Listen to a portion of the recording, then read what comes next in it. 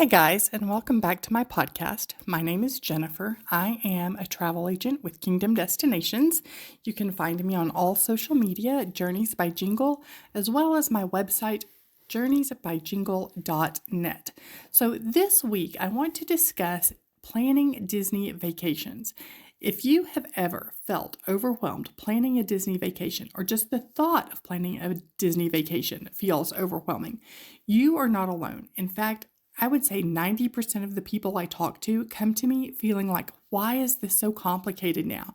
And the other 20%, I realize that doesn't add to 100, are like, I would never go to Disney. It's too complicated, it's too crowded, it's too chaotic. And honestly, it's not necessarily a wrong take, because Disney is not a show up and figure it out kind of vacation. Here's the problem. Most people are making the same mistakes, and it's costing them time, money, and honestly, a lot of unnecessary stress. So today, I'm breaking down the biggest Disney planning mistakes I see and how to avoid them, so your trip actually feels magical and not overwhelming. So let's get into it. Mistake number 1, not booking early enough. This is the first mistake. It is a big one. And I don't just mean your hotel. I mean everything. Dining reservations, lightning lanes, special experiences, all of it opens in advance. They all have their own opening dates. And the good stuff goes fast. So it is essential that not only you know what day your stuff opens, but literally what time. Some of this stuff goes within minutes. So what I like to do is pace this out, because there are a lot of decisions that go into planning a Disney vacation. And this is why I encourage people to use a travel advisor, because you can get decision fatigue. So the first thing we want to do is book your hotel about 9 months out. And I always encourage people to plan to stay on property. And the reason for this is you can then bundle your hotel, your park tickets, all of it into one package that you pay for. And it's $200 down, and then you pay it out. And you have to have it all paid up by 30 days before you leave. So it gives you some time. Also, if we have it booked at the 9-month mark, as Disney releases promotions, I know what type of resort you're looking for, and then I can go in and apply those promotions to either keep you at the same resort, save you money, upgrade you to another resort that will fit and, not cost anything extra. So 9 months ahead of time for your hotel. Dining reservations are 60 days out. And these aren't just dining reservations like Cinderella's Royal Table. This also includes extras like your Savi's workshop if you want to build a lightsaber, or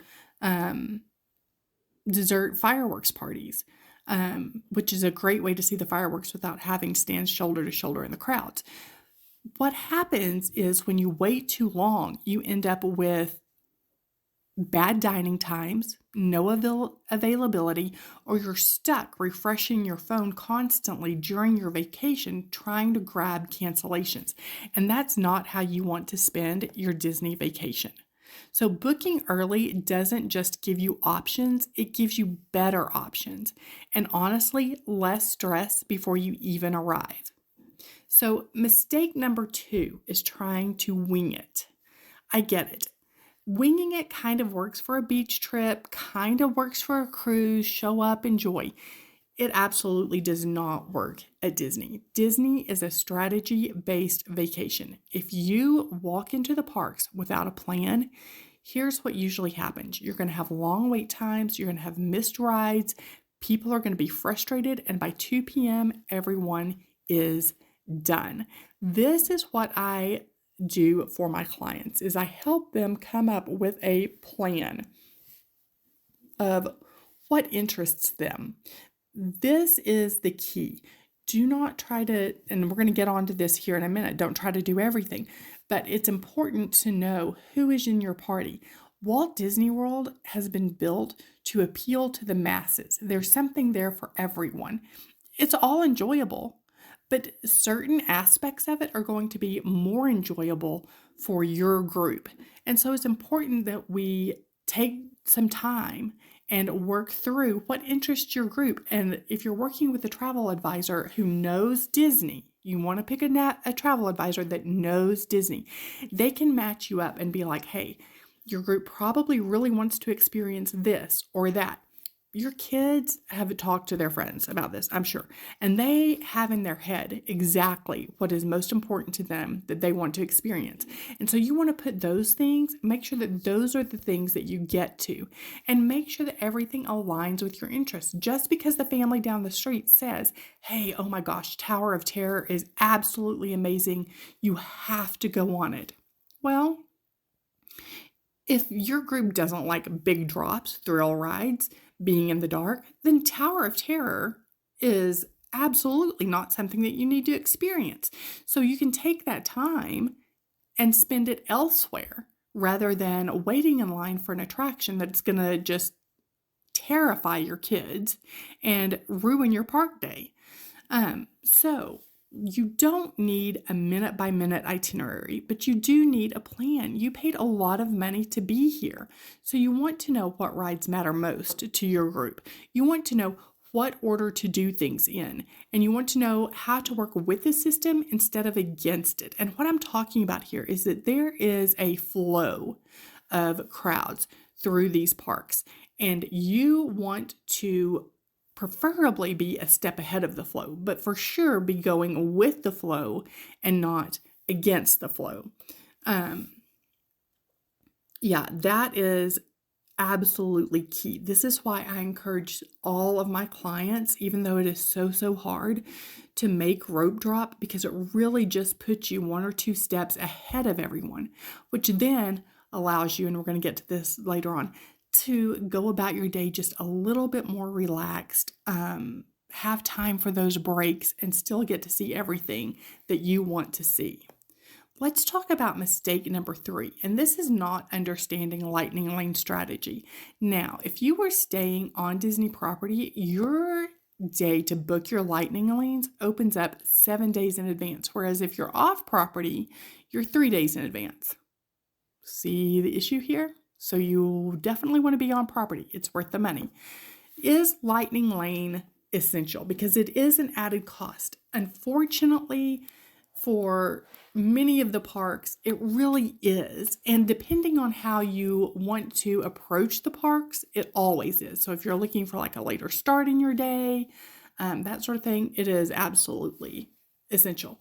So this is where people lose the most time, is not understanding lightning lane strategy, because it's not just about buying it, it's about how you use it. So when you initially book on that 7-day out mark, let's say that you're staying on property, right? You get 3 selections, and it's broken up into tiers. You get so many from tier 1, so many from tier 2. This is the only time that those tiers matter, is on that initial booking day. Once you get to Walt Disney World, you can forget about the tiers. It doesn't matter. But you want to know which tier 1 attraction to book, and then you want to hit rope drop and go stand in line for another tier 1 attraction. So you've knocked 2 of them out of the way. And then you want your tier 2 attraction, one of your tier 2 attractions anyway, to be something that you can get on almost immediately. So that it's what we call a burner. You burn through it so that then you can go back in and grab another tier 1 attraction. So what happens is that people book the wrong rides, and then their lightning lanes aren't for later in the day. So then when they try to go back in and grab another one, it's too late. And the lightning lanes for the attractions they really wanted have already run out. So once you use a lightning lane, you can go in and book another one. So you want those to come up as quickly as possible. And not stacking their selections correctly. This is what we were talking about just a couple minutes ago when I was talking about using a burner selection. It allows you then to stack correctly. So what happens?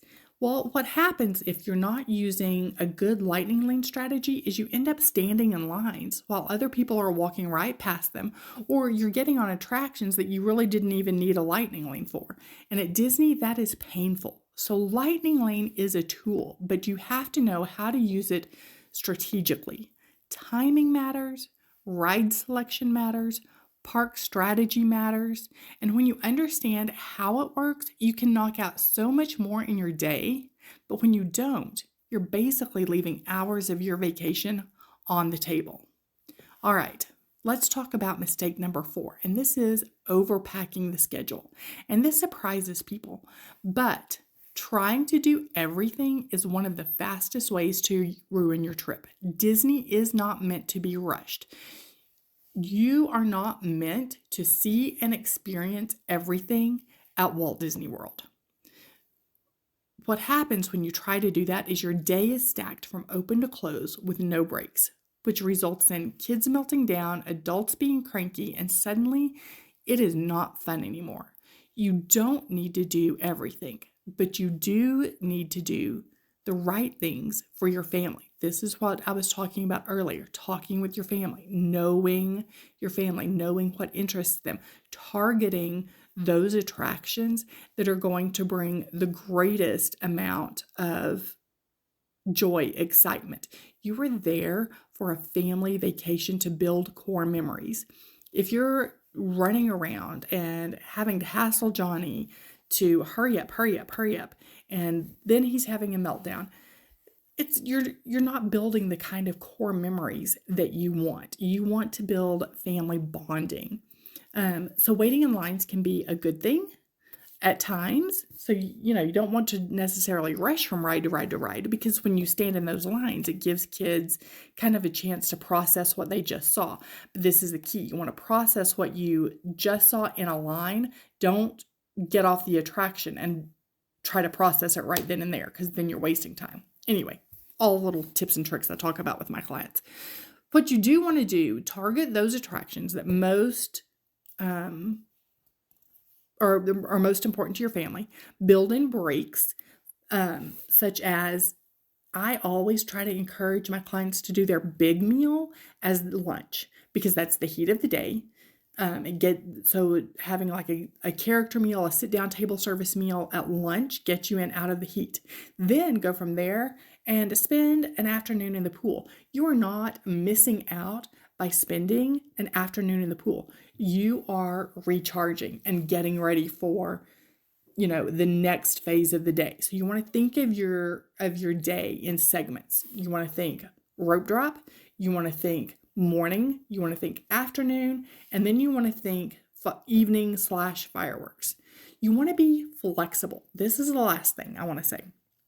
You want to be flexible. You want to go in with a plan, but that is something for you to work off of, not necessarily something for you to stick to. So when you work with me, we'll give you a plan, and I do plan it out minute by minute. I do not expect for any of my clients, and I tell my clients, don't stick to this plan. This is a starter plan. Take a look at this, be familiar with this, and then as you go throughout your day and you're actually there in real time experiencing it, go with what makes sense off of this plan. So if you see that we have planned for It's a Small World to be a 10-minute wait, and for some odd reason it is a 50-minute wait, let me tell you, It's a Small World is not worth a 50-minute wait. So skip it. We'll figure it out, or you just miss out on it. And let me tell you, if this is going to be your first trip to Disney World, you don't miss what you don't know. You don't miss what you don't know. And that is crucial. You want to build moments at Disney, because those moments are just as important as the rides. And that's what you're going to remember, is the moments. So at the end of the day, Disney is not a last minute figure it out as you go vacation. But when it's planned right, it's smooth, it's fun, it actually feels like magic, And that's exactly what I help my clients do. I take all of this, the strategy, the timing, the planning, and turn it into a trip where you can just show up and enjoy it. And I make the planning process not overwhelming. I break it down into little pieces, and before you know it, your trip is planned and you didn't even realize it. So, if you're thinking about a Disney vacation and you don't want to make these mistakes, I would love to help you. Again, you can find me at www.journeysbygingles.net. You can head to the link in my bio to start planning. And if this episode helped you, send it to someone who's planning a Disney trip because trust me, they probably need it. And I will see you next time.